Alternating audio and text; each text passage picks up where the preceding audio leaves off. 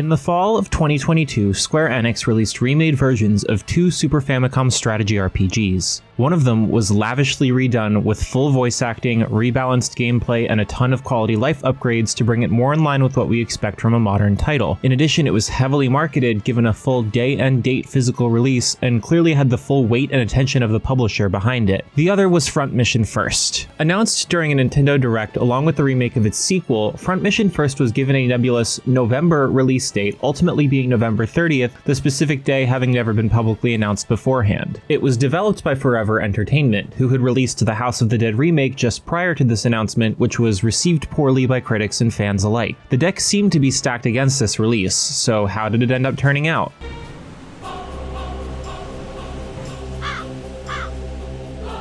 The best parts of this re-release are the things that worked well about the original: a unique approach to tactical combat, a dark and heavy war story, and the excitement of getting to play with and customize your robots. While Front Mission has been fan-translated before, if you're looking for an experience that sticks as closely to the original as possible, just in 3D, that is what you'll find here. Although I admit that the trailers were not giving me much hope, the finished game looks alright for a Switch release, and there was a suitable amount of work put into making the Wanzers look cool. Unfortunately, that's really all this remaster delivers. It plays exactly as the original did, for better and worse. Each fight will see you take on a small army of enemy mechs with 4 separate health bars. One for the body, one for the legs, and one for each arm. Destroying the legs will make the Wanzer less maneuverable, destroying each arm will disable the corresponding weapons, and destroying the body will take the unit out for good. The problem here is that you have no control whatsoever over what body part your mech targets for a while. Big melee attacks seem attractive until you realize how often they're wasted on attacking your stationary opponent's legs, which won't help you,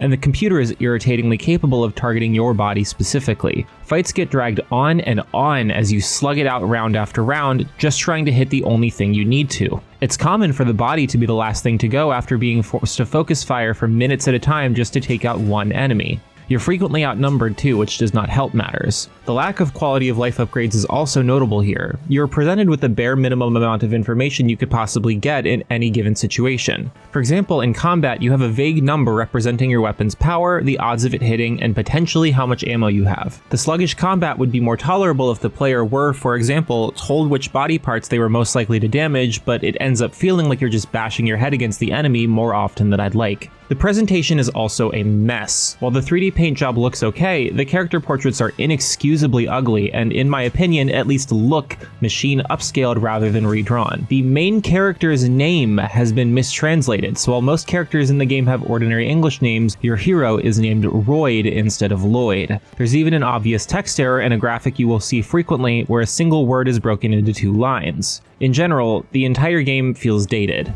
There's a ton of deep diving into boring menus to get things done outside of battle, the animations look clumsy and break the immersion, and the game itself feels cheaply made. The polygonal upgrade feels unnecessary when it's in service to a game that was much more in need of creative liberty taken elsewhere to bring it up to the standard of a modern release. Front Mission First's lack of attention from Square Enix makes a lot of sense now that I've played it. Unfortunately, the publisher's decision to license the games out to a developer not particularly known for elevating their work has resulted in a product that feels like it was made to get the minimum passing grade from their teacher.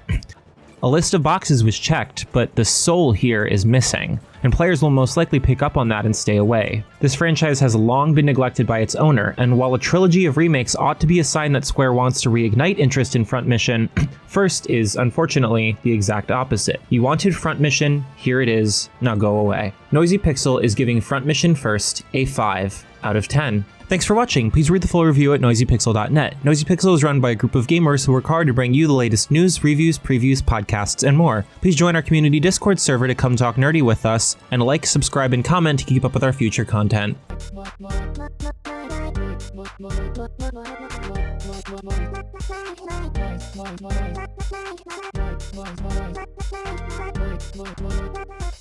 Noisy Pixel.